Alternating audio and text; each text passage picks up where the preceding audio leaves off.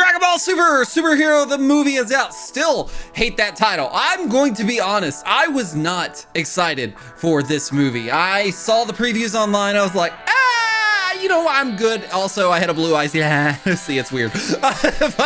but because I was a kid, I went to the movies. I got a blue icy because I'm a kid and I saw technically a kid's movie. Sue me if I call it a kid's movie, but I wasn't excited for this movie. I saw the forums online. I did pretty good at keeping my ear away from the spoilers. Yes, of course, I knew the forums. I knew what was going to happen as far as like, ooh, big bad, bad. But I'm gonna be honest with you, I had a great time.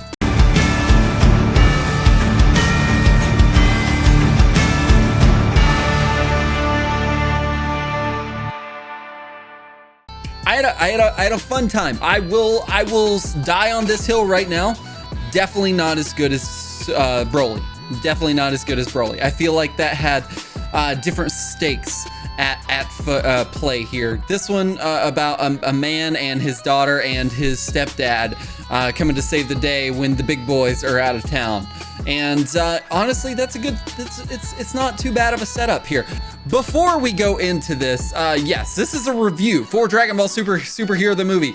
Spoilers ahoy, spoilers afoot, spoilers everywhere. Nothing's safe in this video. So you haven't watched the movie yet. If you like spoilers, hi, welcome. If you don't like spoilers, I will see you soon, okay? Right? You'll come back. Okay, so plot being, yes, this is Red Ribbon Army. We've got the kid coming back. He is the grandson of Dr. Gero. Pretty cool. We got to see that Dr. Gero had a smoking wife as Android 21. Don't know her name. You can tell me in the comments below. I don't care too much to really research it because I'm not that guy. And then they had a son, 16. Don't know his name either, but that's biological. That's pretty cool. And then, of course, 16 had a son named Dr. Hedo. But well, he's not a doctor when he's born. I mean, it could have been, I don't know. I don't know what they do in the Dragon Ball universe. So they had that. They've got him. They've got Red, Commander Red, General Red, whatever Red, from the Dragon Ball OG series. They've got his son involved there, which I thought was pretty cool. Also done by Charles Martinet. If you don't know who that is, it's me, Mario. So that was kind of cool. Dr. Hedo is this genius little child kid, and they want to bring back the Red Ribbon Army in full force, and the only way they can do that is with androids from Dr. Hedo. So they go into that, they trick him, and then that is the plot of the movie.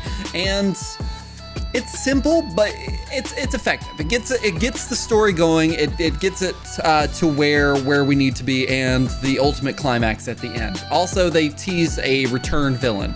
Yes, you know who it is.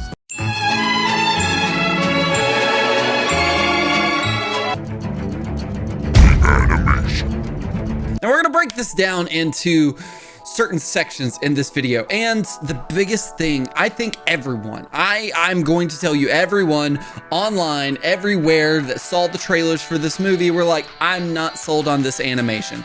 And I'm here to tell you that I wasn't sold on it either. Still am not, actually. After seeing the movie, I'm just like, could be better, but there's certain parts, like, have you seen what it was, the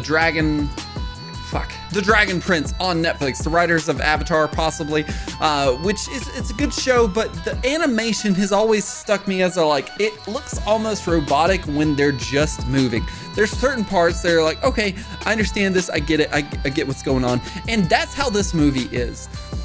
In the quiet scenes, the not so action heavy scenes, the animation is disjointed in a way.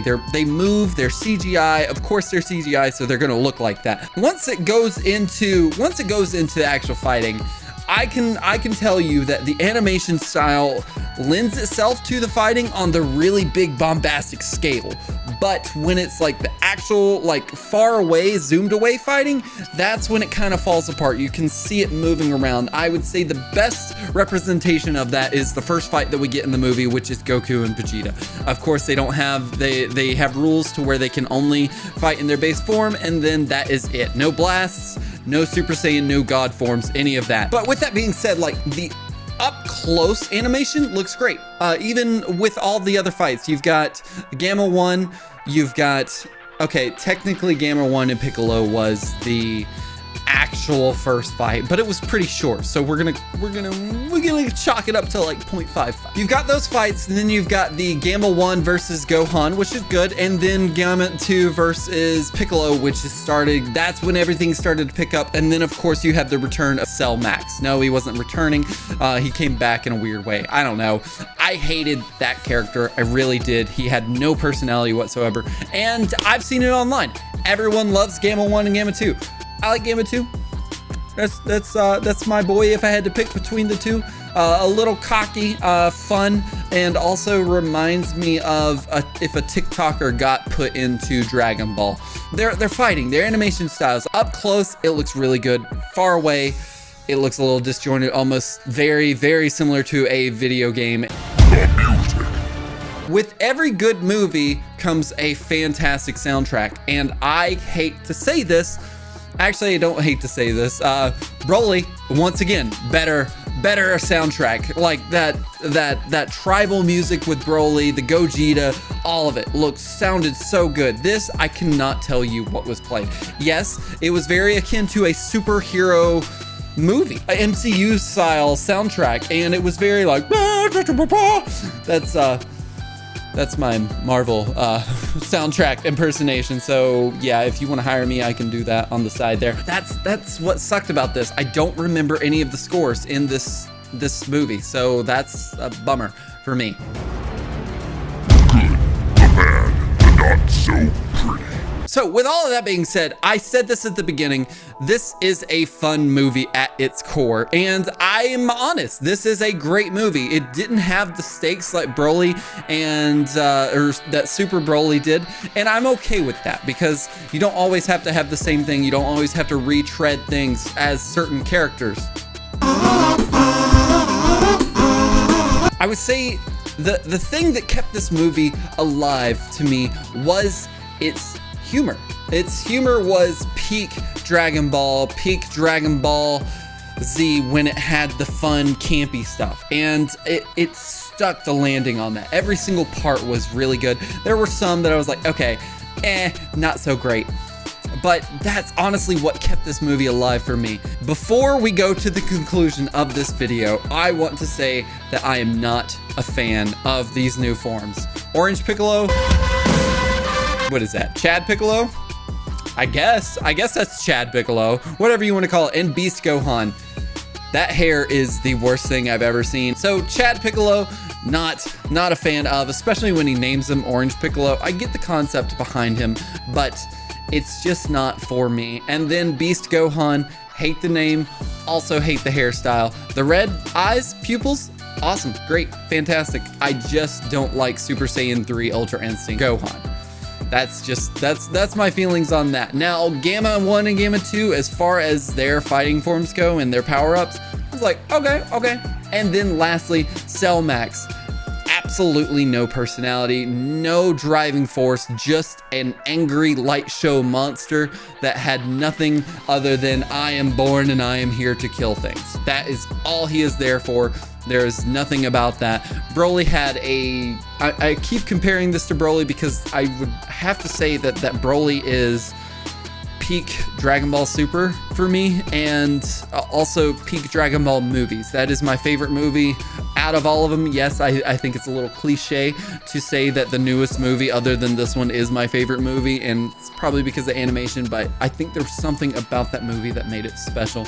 This one, Cell Max had nothing going on other than he a big angry monster and he needs to kill things, and the only way to do it was Zelda Boss. Hey, listen. Zelda Boss was to take him out with that big dome on the top of it. We've kind of stumbled onto this. The conclusion of this is it's a good movie. It's fun. I don't particularly hate it. I don't think I can say that I really want to watch it again. I will love it in the sense of it had some really awesome close-up fight scenes in the animation style, in that particular animation style, and then the humor made all of it for me. Everything else, the plot, pretty simple, pretty easy to get along with, and then Gamma 1 and Gamma 2 doing that quick swerve at the end, realizing that they are on the bad side. Very good touch to keep us in tune and dedicated to their characters. So I did like that. So I don't know, I rate things all the time. My rating scale is hate it, like it, love it, got to freaking have it. And out of this, I'm gonna put it in the love it category. I didn't like over the moon love this movie, but I did not hate it, and I was more than lukewarm on it. And that's how I went going into the movie. And I think that was a good way to do it, because if I would have went into this movie super hype, I think I would have been let down. But I was going into this movie in a sense of, I'm a Dragon Ball fan, I'm gonna watch it and see where we go. So I came out of it enjoying it. I had a good time, and it's definitely not my favorite in the movies or the movie series of Super. You've got 4 now, so I don't know, I'd have to put it at number 3, honestly. It would be Broly, Battle of the Gods, Superhero, and then Resurrection F. Because that was just a terrible movie. Don't ever do my boy Vegeta like that again. Guys, thank you so much for watching this. Let me know in the comments below what you thought of the movie. And until next time, Compton out.